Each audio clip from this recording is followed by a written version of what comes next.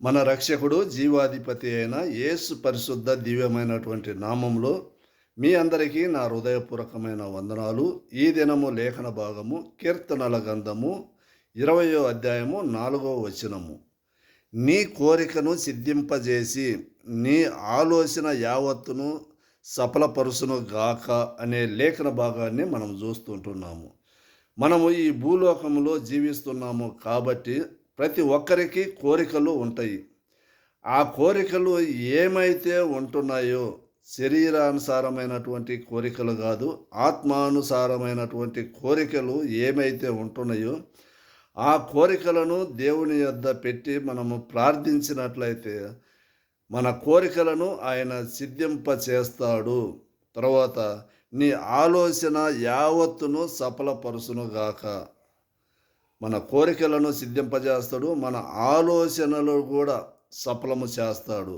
మనము ఏమైతే ఆలోచన చేస్తున్నామో మన ఆలోచనలు తలంపులు సమస్తమును ఎరిగినటువంటి దేవుడు, దేవుని మీద భారము పెట్టి మనము కానీ ప్రార్థించినట్లయితే మన ఆలోచనలను సఫలము చేస్తాము. మనకి ఏదైతే ఆలోచన ఉంటుందో ఆలోచనలు అనేకమైనవి ఉంటాయి, కానీ దేవుని చిత్తానుసారమైనటువంటి ఆలోచన చొప్పున ఆయన్ని అడిగితే ఆయన సిద్ధింపజేసి యావత్తు కూడా మనకు సఫలం చేస్తాడు అని లేఖన భాగాలలో మనము చూస్తుంటుండగా, అయితే నీవు నేను ఏమి ఆలోచన కలిగి ఏమి కోరికలు కలిగి ఉంటున్నాము అవి వ్యర్థమైనవి కాకుండా దేవుని చిత్తానుసారమైనటువంటి కోరికలను, దేవుని చిత్తానుసారమైనటువంటి ఆలోచనలు మనము కలిగి ఉండి హృదయపూర్వకముగా దేవుణ్ణి ప్రార్థించినట్లయితే ఆ ప్రార్థన దేవుడు తప్పకుండా